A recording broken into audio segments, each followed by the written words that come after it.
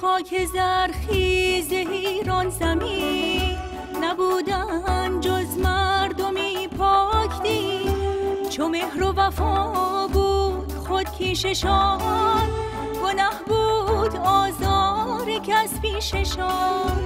همه بنده ناب یزدان پاک، همه دل پر از مهر این آب و خاک.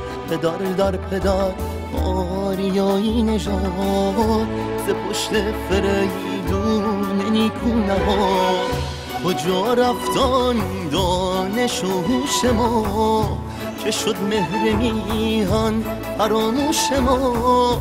نبود این چنین کشور و دین ما، کجا رفت آیین دیرین ما. گران مایه بود آن که بودی دبیر، گرامی بدان کس که بودی دلیر. به یزدان که گر ما خرد داشتیم، کجا این سرانجام بد داشتیم.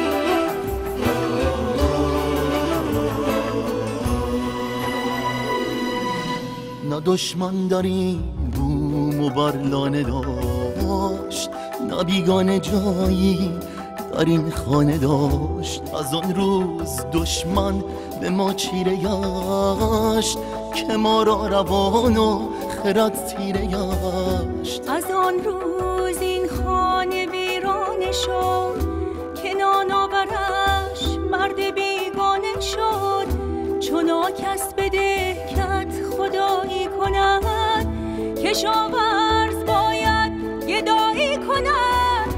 اگر مایه زندگی بندگیست، 200 بار مردن به از زندگیست.